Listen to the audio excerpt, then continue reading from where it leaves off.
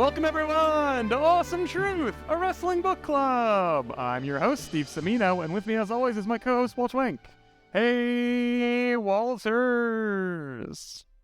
Hello, Steven. How's it going? My friend, it is going very well. We are back on Awesome Truth, and we are doing another watch-along today, Walt. It is February, which means it is Elimination Chamber month, or ElimChambs, as we like to call it. It's a name I think you coined. Is that right, Walt? I'll take credit for it, sure. I mean, it's not that clever, right? Yeah, it's real stupid, I probably did I just always call it a ElimChamb now to everybody, even people who don't necessarily know what that is or don't care to find out. So it might caught be on a Dutch with me. boy. Might be a Dutch boy original, but Yeah, that's true. Friend of the show, Michael Deutsch. Presumed friend of the show. Never been a guest, but I have to imagine he's up there. Once or twice. Yeah, I hope so. But yes, well, in keeping with our recent tradition, we are watching an ElimChamb pay-per-view, a match before the actual ElimChamb event in 2023. And we were combing through past ElimChambs, and I gotta say, for a long-running match, there are not a lot of iconic ElimChambs out there to revisit. No, there's not. I mean, it took most of my brain power to even think of, like, them in the first place because they all kind of run together. Like, unlike the Royal Rumble where there's like, yeah, obviously you remember the winner or like big spots or like certain storylines that are told throughout, like Elimination Chamber, you know, I like it and I will explain why in various ways in the next 40 minutes, but like, yeah, they really do run together. So the one we chose today, I hope is memorable for reasons we will also explain throughout, but you know, it's worth this. It was for me. I wanted to revisit it because I remember it fondly, but I could also be misremembering a lot too. We were definitely living together for this one, and we definitely watched this one together, I believe. So that is iconic in its own right. So that's why we chose it. Yeah. And I texted friend of the show, Matt Rice, telling him what we were doing today, and he remembered this one. You know, he might. I don't know if he did. It didn't seem like he did a Google. I think he might have just. My guess is he revisited in his head what are like the 10 years ago-ish ElimChambs and was like, oh, the Santino one. So I think this might be, if not the most memorable, a like top tier one that fans around our age may recall pretty easily.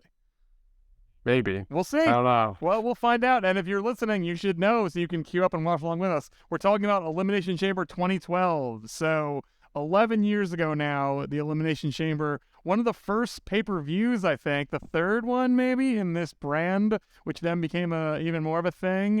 Is that correct? The match has been around for a while. Yeah, it's the third Elimination Chamber pay-per-view. But obviously there are a bunch of, I think they say in the previous Elimination Chamber on this card, it's the 12th one or something like that. So it's be the 13th. So they've done a bunch of these, but now it's become an annual event.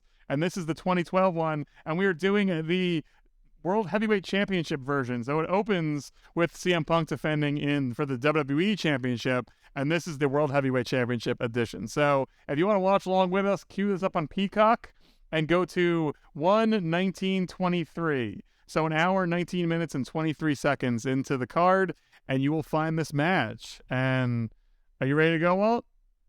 Yeah, let's do it. Let's watch Elimination Chamber 2012 in 3, 2, 1. Play.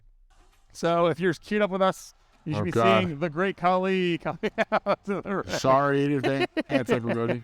Again, I forgot a lot about this. There were a few very solid performers in this match that certainly we want to talk about for 2023 reasons, but Khali is not one of Oh. It is fun to watch Khali just move around, though. Like it's amazing that he was a professional wrestler who, you know, participated in athletic feats, given his body type and ability to function and move. I think Khali understands what wrestling is, even well into his run at WWE, which is hilarious and sad. We'll find out when we watch this match.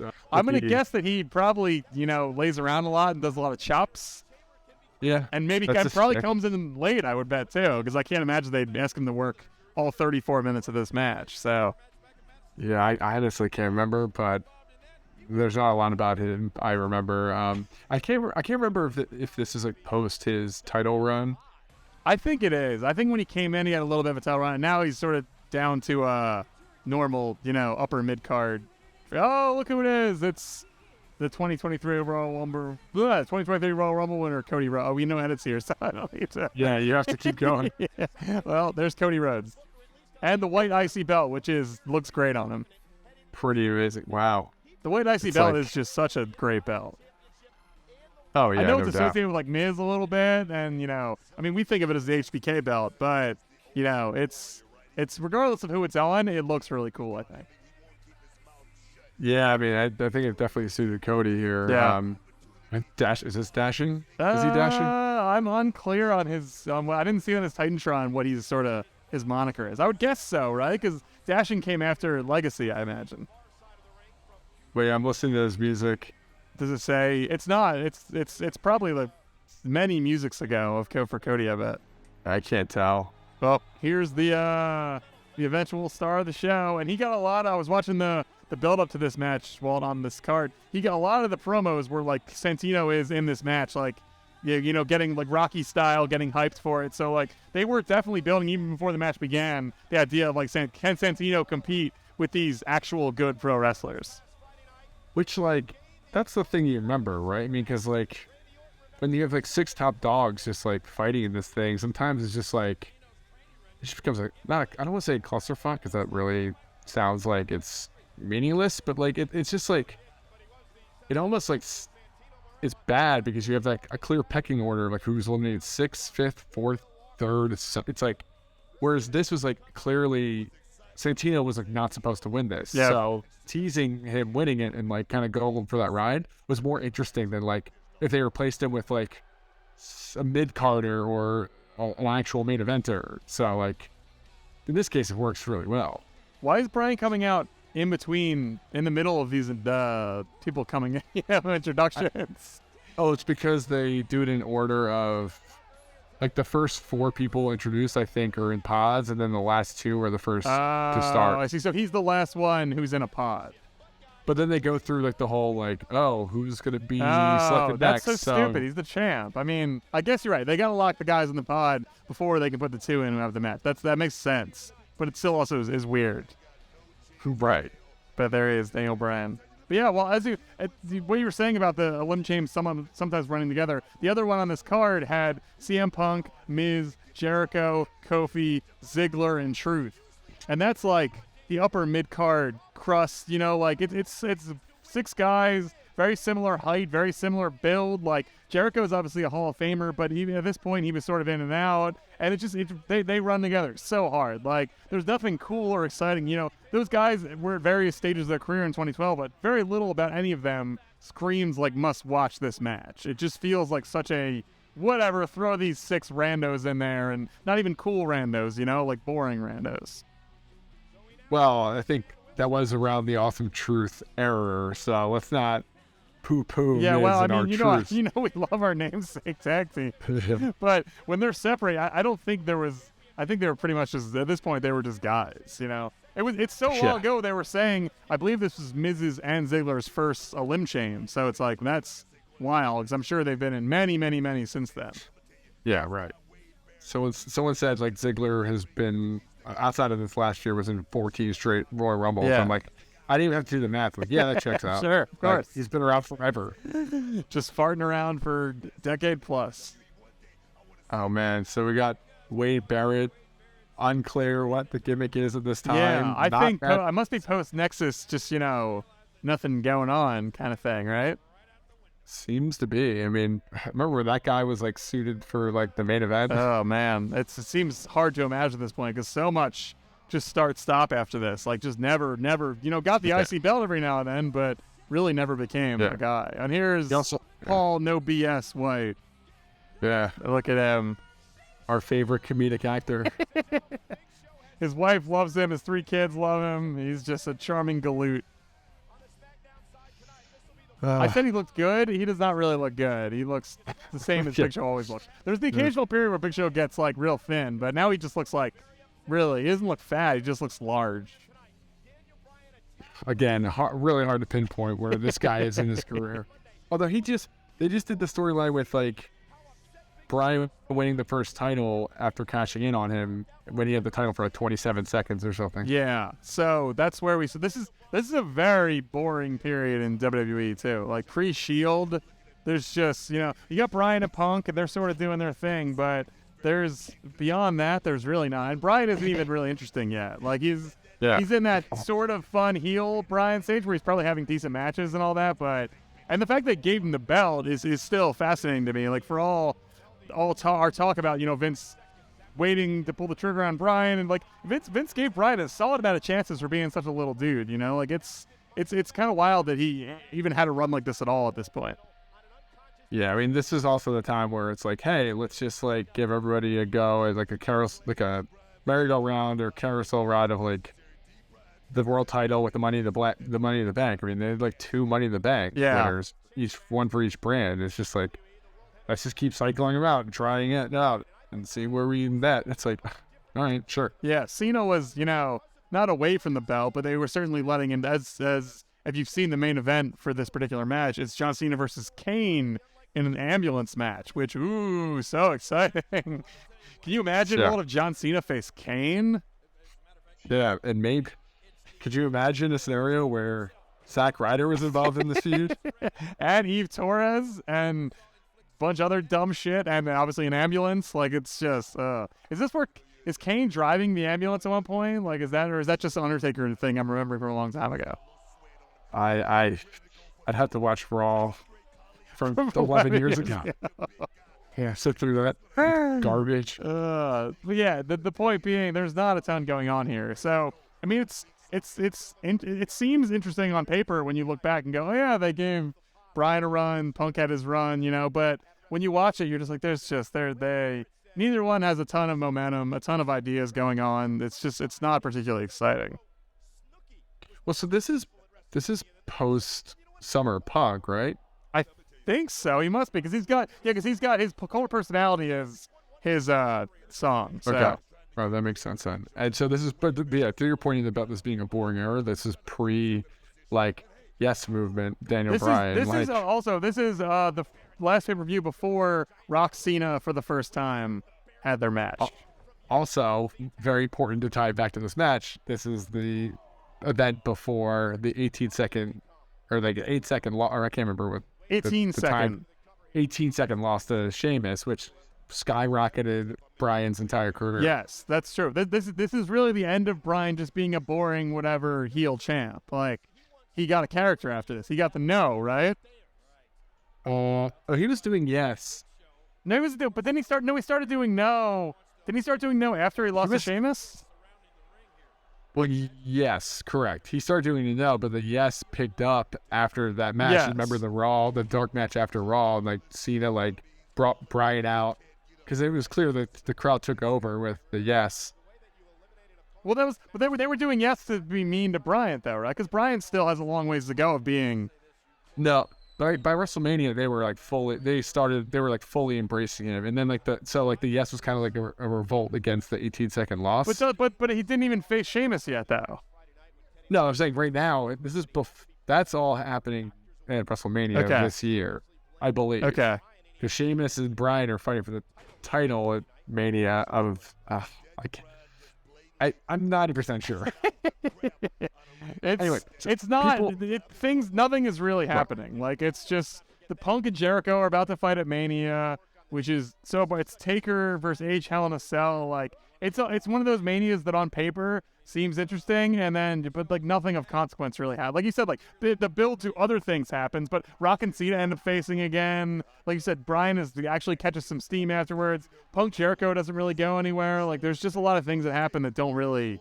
Nothing ends really. It's not even a transitionary Mania. It's just like sort of a boring on paper Mania. It is kind of a transitionary Mania in the sense that it's year like 2 of 3 with the big Cena Rock arc. That's true.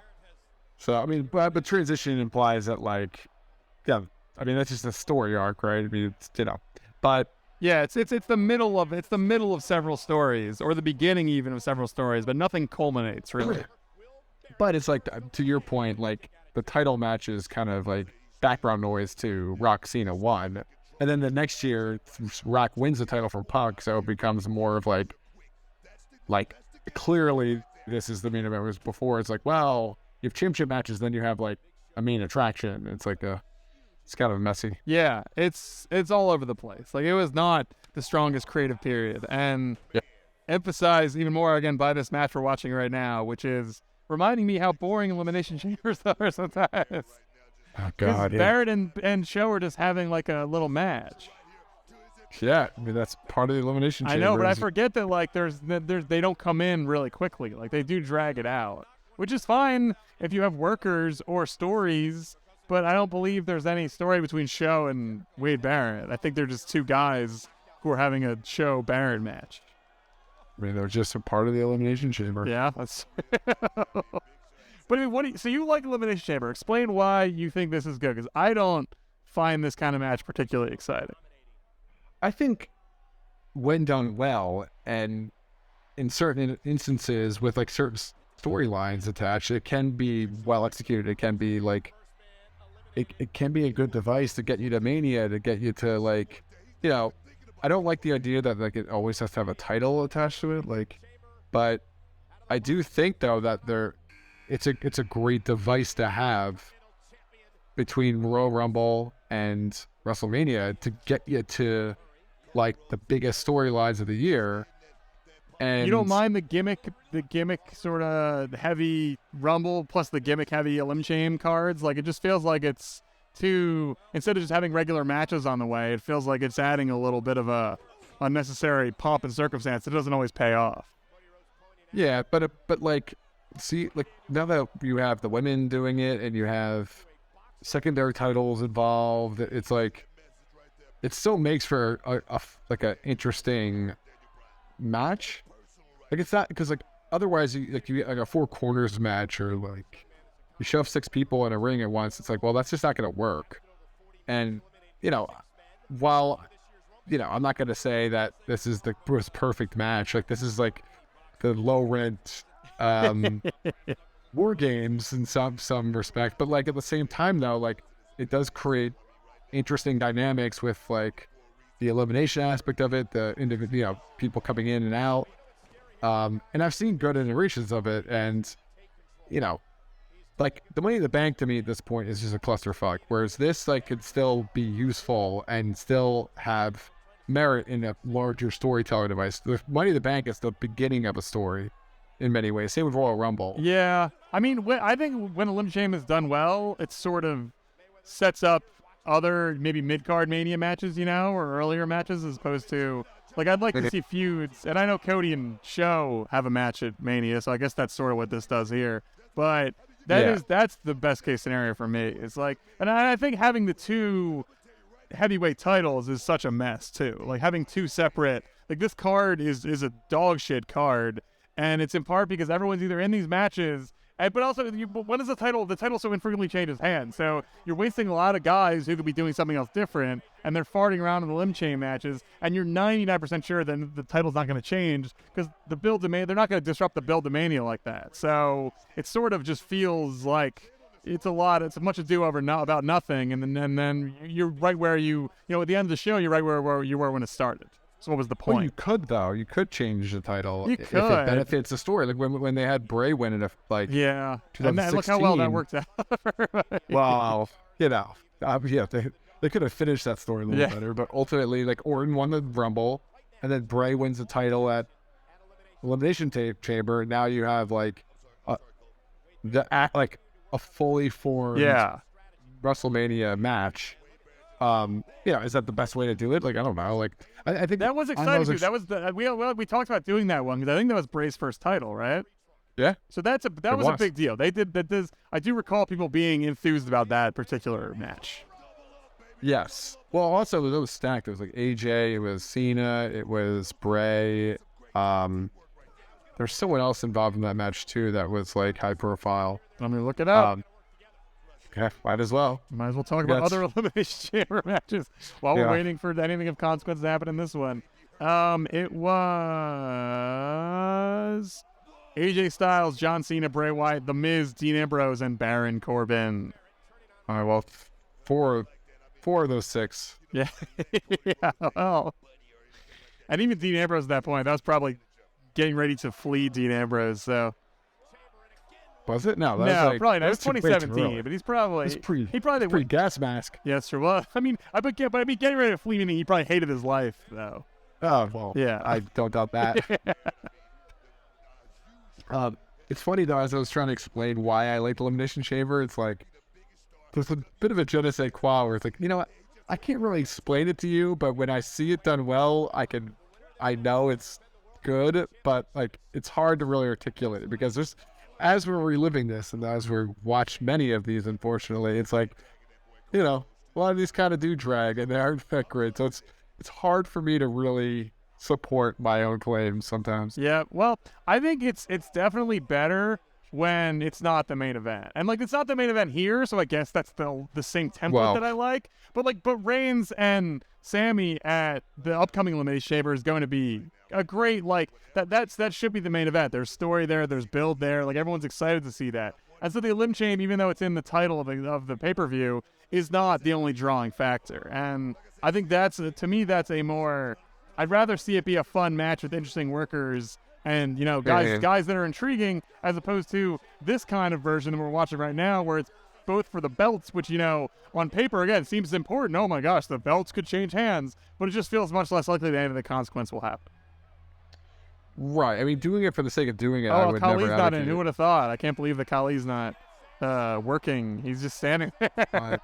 Here's the beginning of our underdog story. Yeah, and the crowd is, you know, seems fairly excited for Santino.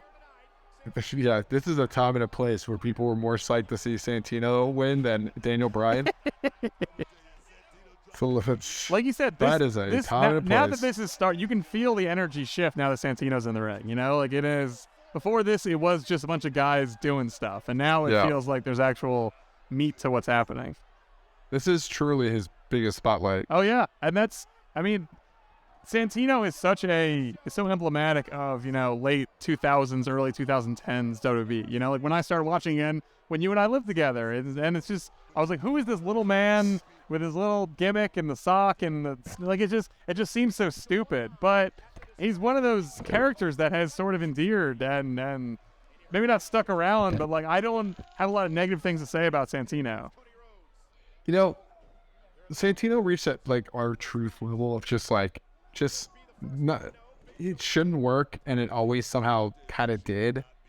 And they put that guy in front of every, especially, you know, revisiting the Brian Gewirtz book recently. It's like, you know, that celebrity guest host error, they threw Santino at those celebrities every week, and it was just like you could always rely on him to do something weird or funny or whatever. Like, I mean, funny. Yeah, I was gonna say funny in quotes, but he like moved segments along and could interact with them, and some of them were as bad as, you know, their shit was as bad as Santino's shit, but it just made it. He got you through that segment and got it done, which is saying something for a lot of that era.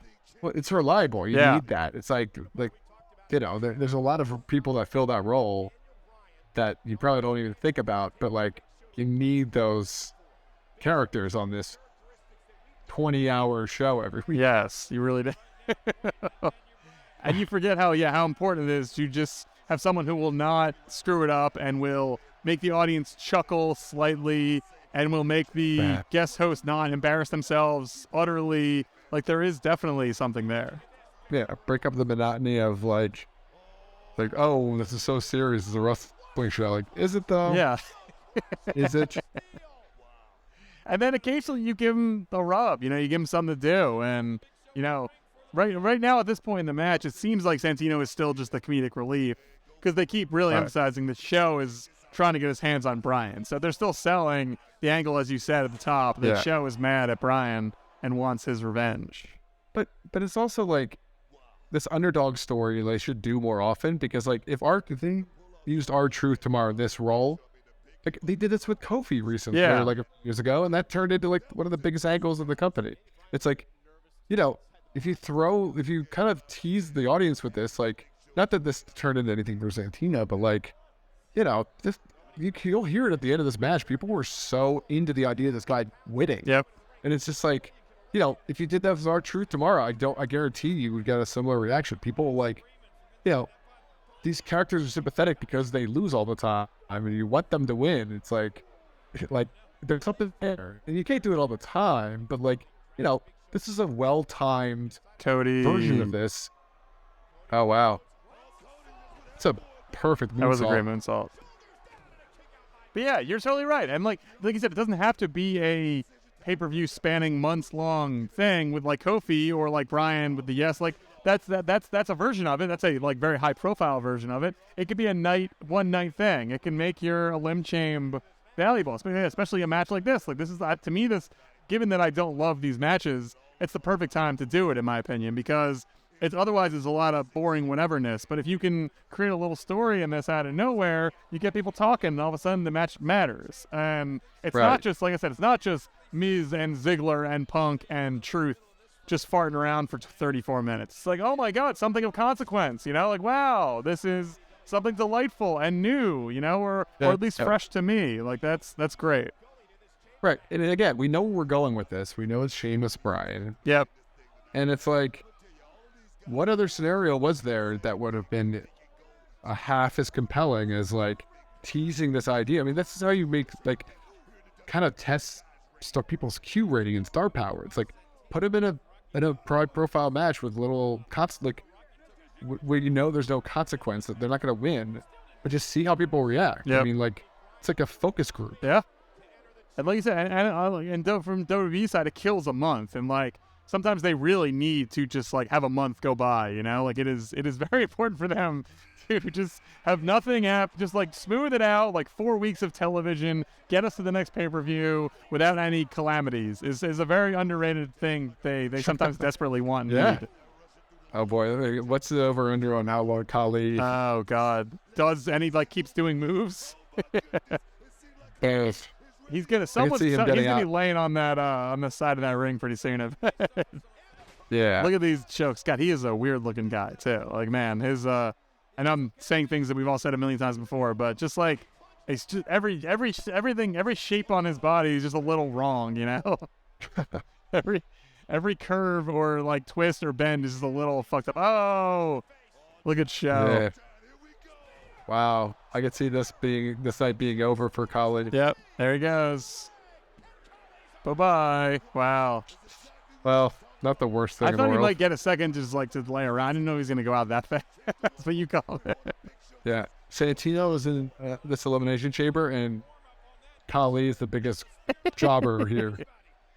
And why even have Khali? I mean, whatever. He's a spectacle. He's big, you know. I guess, but he could barely get out of the ring. Like it does. I don't know. I could pull up. I don't even want to pull this up, but I suspect Khali's in-ring days were not long after this. I don't know how many more big matches he had left in him, or matches in general. I couldn't even give you a year at when Khali was the champion. Yeah. Like it could have been as early as... He faced Triple H at a pay-per-view, right? They were in the main event. Batista. Was Batista versus Khali? Wow. Probably maybe both. God, that's bad. I really like. I'm so curious as to what that feud could even have been leading up to the pay-per-view.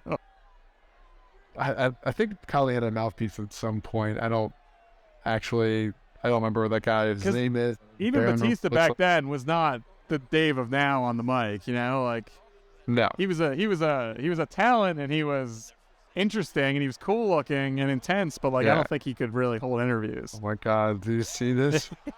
Yeah, this is fun. Okay, I'm getting into this now. This is a great little. Bryan's doing a great job of being a shitheel too. Doesn't he realize that eventually he's going to leave his cage? Oh, Show is pulling apart the chain, trying to get in. He's yelling, he's ripping. This is a good use of a giant too. This is a good match for a giant to sort of break things in, which I know they do every now and then. They have someone spear through the chamber, you know. Yeah. It's always fun to see them mess with the actual structure in some way. Yeah.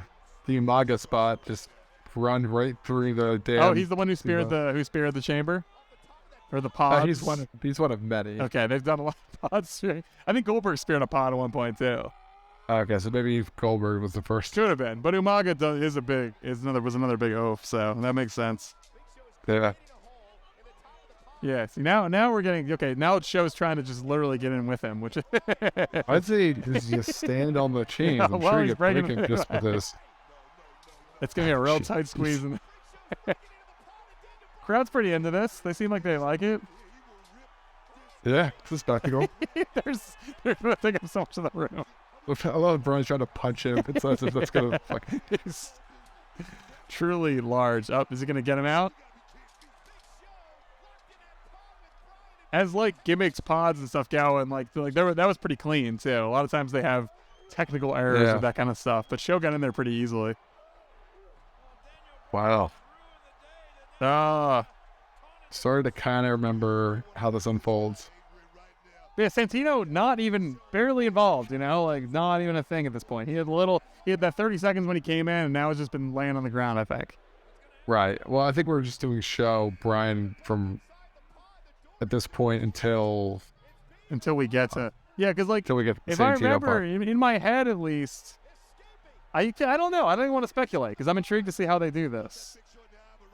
Because obviously we're building. You'd think we're building towards this as your final two, Right. but Yeah. I don't recall how we get to the point or how they treat Santino when it becomes clear that he's going to be the last guy with Bryan. Whether they make a joke about it or whether it's like a surprise, I don't really recall.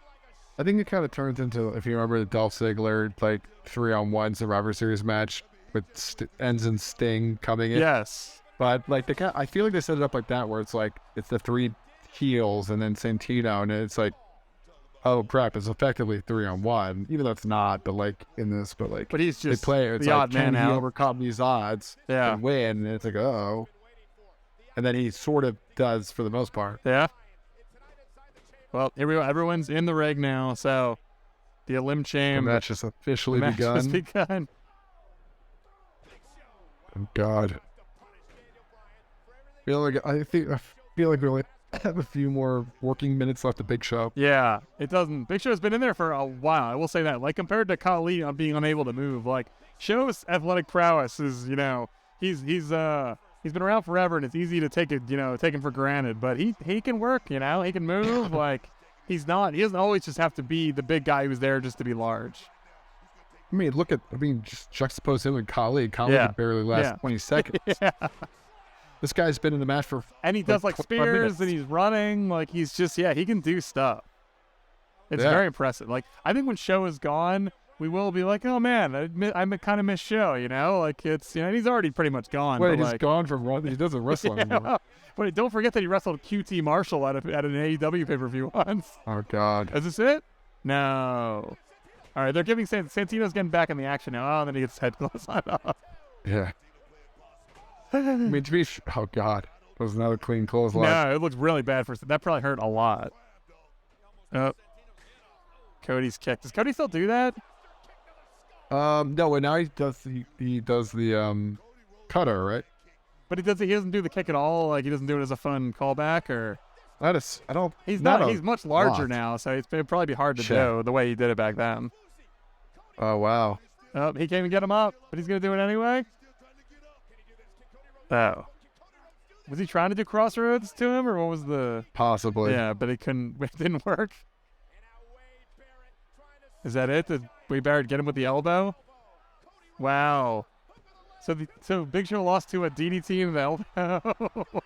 Yep. Well, the two disaster kicks, yes, remember. That's true. They did do a lot of moves, but I feel like Show didn't get the memo there that he was supposed to do a crossroads to him. Yeah, probably not. You weren't going to move him into... Yeah.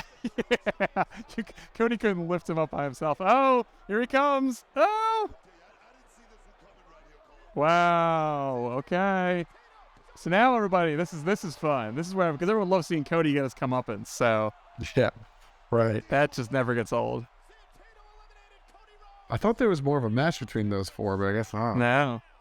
Cody's got to go. Do him and Show have the whole thing now to set up the... Oh... Oh, they have it now, but it definitely... Oh, wow. Does he just knock Santino out? Because he's mean. Yep. Cody is mean. We didn't even talk about Cody and how he's literally in the main event of WrestleMania.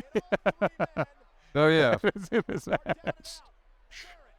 Sure, we'll be talking for that. Yeah, we'll definitely have Cody chatter to come, but it is wild still that like that's a thing that's happening, and everyone like seems pretty okay with it. Oh, there we go. Well, Wade's going for the. Oh, Santino lives. Yeah, Cody. I mean, it's good for him. Like I hope, in as we're recording this in early February, you know, we'll see where WWE goes from here. But I sort of hope he gets his clean match. I think he will. I mean, like, what a strong move leaving AEW for like the main event of WrestleMania. Yeah. Like, you know, it wasn't necessarily going to be the having kids. everyone be like, yes, this is good and right, and you are getting the reactions we want, and you are like performing the way we want. Like, it's been pretty unanimously approved. Also, too, if The Rock's not going to come back, then like, who are you going to give this thing to? Yeah. Unless they went Sammy, unless they had really, but they, you know, once Rumble started, it was pretty clear watching the Rumble match itself. You're like, Sammy's not gonna be in this. Like, they're doing right. They have a whole other idea here. Look, I'm all for whatever they end up with, unless it's like truly epically terrible. But like, you know, yeah, Cody makes sense. Yeah, Sammy would have been a great option, but like, I think it's a great like stepping stone to the next story. It does, yeah, it does. I mean, we'll see. This will be a big test for H in, you know, in his big run. Like, can he conclude the Sammy story? You know, to a certain extent, he doesn't have to close the book on it entirely, but can he conclude it with fun at ElimChambs, and then can he transition into telling a Cody story for a month? You know, like that's doesn't seem impossible, but. Or can if they revolt and boo Cody and you know, do they do a three-way again? Hijack Sammy. Yeah. Hijack the show with Sammy like they've done with Vince and booking in the past. I mean, they could do what they did with Edge and Bryan and Roman. They could just, I mean, that's a route they could certainly go. Yeah, that's. But that was at least, but those were like, those guys were all like A-list stars at that point. So even though it was a bit of a cop-out, it was like, well, of course, like, why wouldn't you get Edge and Bryan and Roman all in there? Well, I mean, the way they ended it, it's like, oh, now I understand why you did the triple threat. And then Roman just wins and is strong, and in the good way, where we're like, oh, we're mad that now we're like appropriately mad that Roman is too strong, you know? Yeah, right. It was the first time they finally did that correctly. Yeah, right. Oh yeah, we're gonna bury both our A-listers in like okay, and you'll that's boo, cool. and that's the point. And yay, thank you. You know, we're finally synced up after 10 years. Yeah, right. Yeah, looking back at Royal Rumble 2015. Yes. To go full circle to that. Yeah. Like, to see all that. Yeah. All right, so Santino is you know hurt and on the outside of the ring, and now we're getting a little bit of Wade Barrett, and I guess they're giving us the idea. They're like, oh, Wade Barrett, recently of the Nexus, now farting around. Okay. I remember Santino putting up more of a fight against the other 4 Elimination Chamber participants. But I guess he kind of just like sits around like he's like under the top rope with the Royal Rumble and just waiting. Yeah, to, like, I mean the Cody roll up did keep him in our minds at least, which was a good call. Like we got the idea like, oh yeah, Santino's like smart and knows he's not really as good as everybody, but he hops in when he can. And meanwhile though, like Booker's pushing the idea of I'm reading the closed captioning. And it's like I've seen the words Rocky Balboa. Oh, so they're selling him, and then he came out with the sweatshirt, and they're still selling the underdog idea. Yeah, I mean they're subtle. I mean more subtle for WWE like hell standards. Too, Jesus. Oh God. There's no give on that. The chain doesn't catch you. You just land on your ass on the ground. Yep. Oh, Santino. Oh. Barrett looks weird without a beard too. I really don't like his like baby face look. Like literal, like his face is of a baby. This is a very awkward Wade Barrett time. He has like Walt Schwank in high school hair and vibes. How would you say that? Like I'm not sitting here. But I'm just trying to think of like with the fact that he has the floppy hair, it's like he doesn't like know what to do with his hair yet, you know? Oh no, I agree with that statement. Speaking as not a an person insult, who just used an to rock observation. Oh no, it's accurate. Hey, I didn't. If I looked, you can call one of these other fat guys me in high school too, and that would be accurate. So. Oh. Anyway. All right, so Santino's getting worked over. It seems like Wade Barron is like the big bad right now. Yeah, Like, there must have been a little bit of an idea of like, well, because they didn't even build Show and Cody. I thought they would have some thing after the match, but they just both went to their homes. Yeah. Well, I think they started the build like the next night on the. Yeah. And it was just an IC title match, so it wasn't. When was the infamous tables match when Show accidentally stepped in the table and he lost? I believe that's in 2 months from this. It's a month after WrestleMania. Oh, so they pinged they hush off the title back and forth a little bit then. Yes. Okay. So this is truly the beginning of a Show Cody feud for reals. Right. Wow. And if you remember, they set this match up at Mania by reliving all of Show's like most awkward moments. Because like they sold like, oh, he's never had a WrestleMania moment, and they like there's like all these montages that Cody would put on like the Titantron, like of like the trolling, like his sumo match and all the other dumb stuff. Every terrible angle this guy's had over the last like 20 years, and I'm like, yeah, you know what? I kind of agree with Cody. Yeah. This guy's a joke. Not always the best way to build up your guy is to say, look how bad he is all the time and stupid, and look how lame everything we give him to do is. But you know. If only he had waited for another month for the tables match. Santino, got a superflex cooking from the second rope, so it's not. Santino putting on his working boots tonight. It could stand to be a little more super, but. Yeah. Well, just kidding. Yeah.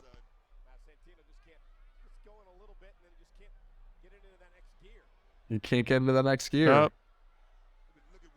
Wade went for the elbow. Here comes Bryan. Headbutt? I didn't know. Yeah, I think so. Yep. Oh, Santino steals the pen? Wow. Okay, that's fun. As if, like, getting X amount of pinfalls in this match actually matters. Yeah, he should have just been like, I don't want the pin. Like, I mean, I guess you want to get the other guy out of there, but... Yeah. All right, see, now the crowd's pretty excited. I know that Bryan's selling it so well. Oh, yeah. Like, oh, cool, this is what I have to do now is face Santino? Like... Yeah. How hard could this be? Yeah. He's played this role a few times with Kofi and et cetera. Yeah, he's really but... good at playing just the smug asshole. Yeah. Which is so funny because they're the same size essentially. Yeah. But when he acts like he's so much better than Santino. Santino's taller than he is even. Santino is objectively ridiculous. Yeah. Yes. Oh, here we go. It's the most this guy's ever wrestled. I know. It literally is. Like just his moveset is so minuscule that I'm amazed that he had enough things to even do in this match. He did a Sambo throw and a classic Santino Sambo throw. Man, I think he just eats a lot of bumps here. Yeah. For being I think honest. he just stays alive, right? Yeah. And maybe gets like a few schoolboys and stuff like that. Like, yeah. A few teases. Yeah. Believe a Cobra at some point. Yeah, the Cobra's what everybody's waiting for. Look, see, he keeps getting back up. Yeah. I'll say Bryan's on an AEW run right now where he's, winning a lot of matches, putting a lot of guys over. He's so good at that too. Like he's so good at taking other people's offense. He's so good at knowing like how to respond to them in the ring, like how to make them feel relevant and unique. Like that's just one of his definite strong suits. And so the fact that he gives Santino any sort of like, he's just the perfect foil for this sort of angle. Yeah. Well, also, again, A+ to the commentators who were like at this point, like really like putting this whole thing over. That was a sharp roll up too. Oh. Yeah. Yeah. Yes, Bryan's going into like a little more, moving a little quicker, a little. Oop. And the crowd's getting into it. You can see them. Oh, now they're going to go nuts. This is some call and response shit right here. It's a snake. No one's kicked out of the Cobra before. It's the one. The one-winged angel. He's never used it on anyone outside of like jobbers, but. Oh. Or not for that Cobra. Yeah, it's usually like an interview type thing. Oh, is this it? This has got to be it, right? I can't remember. He's in the middle of the ring. He's got to tap.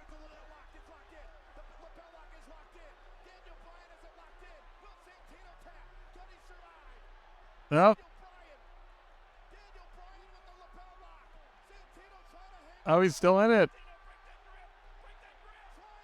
Oh, man. Everyone's getting so pumped. Not many people have fought through this move before. Oh, see, that's great, too. That he's just like, I'm just going to choke you out. You can disrupt my move, and then I'll just do a variation of the move, and just you will have to tap. That was the Austin Brett I Quit match moment. Yep.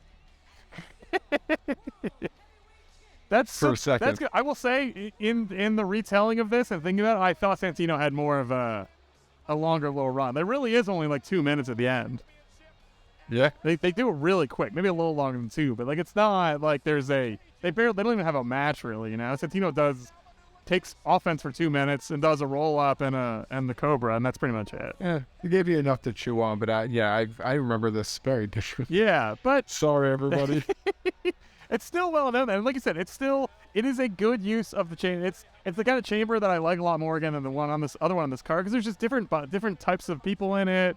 Like there's certainly more of a story hook here. Like I feel like they tried a little harder on this one, and it sets a pretty good template for like what you can do to make one of these interesting. Yeah, and the Bryan show feud is sort of blown off now too. It's like, well, that's over. Yeah, sorry, great. You didn't win. You didn't win a ElimChamp. You You beat me up, but you didn't win, and now you get to face Cody or whatever. Yeah. So Wade Barrett did something. Well, we should say, as we're wrapping up here, the ElimChamp match at the upcoming one. Are you familiar with all the participants in this match? Austin Theory. Correct. Rollins. Yep. Otis? No. There's another fat guy, Bronson Reed's in it. Do you remember Bronson Reed? Barely. He's back. He's an NXT guy that H brought back. It's Gargano, Bronson Reed, Damian Priest, and Montez Ford. Oh, Damian Priest. Yeah, so they're giving Montez a hint of a singles run here. It looks like so he can finally fulfill his destiny of being the clear Shawn Michaels of that duo. Yes. Sorry, Angelo Dawkins, you look like a Ninja Turtle, and you're not going to be a single star. Can we turn off this yes. post-match? Sheamus is coming out now, and I guess they're going to have do you know what they do? Do they have a little kerfluffle here? Yeah, they fist fight. Is that like it? Wrestlers do. Oh. I think so. Well, I mean, I'm scrubbing through. Very stupid. Now it's the clearly defined WrestleMania match. Yes, that's true. So now they got to do the build for that. And Sheamus probably makes him look like a fool, which he then does again in a month. And yep. Fortunately, they both go on to Bryan goes on to amazing things, and Sheamus goes on to pretty good things too. So it worked out for everybody, but it was really dumb when it happened. Yep. Well, ironically, Bryan's career skyrockets from a Sheamus squash. Now he's a first ballot Hall of Famer and one of the most beloved wrestlers of the last 2 decades. So yes. But yeah, that ElimChamp coming up. It's we'll see how it is, but it's interesting for the U.S. title. Like it's certainly not the people involved strongly indicate the kind of match it is. It'll be probably a work rate match, like a little more fun, a little more engaging than a lot of these, but not a lot of stakes. But maybe that's the right way to do it. Maybe that's a better way to go is put some workers in there and let them do their thing and have it be for a belt, not the belt, and maybe it'll still have enough weight to matter. Yeah, it could be. They're putting a bunch of workers in, so yeah.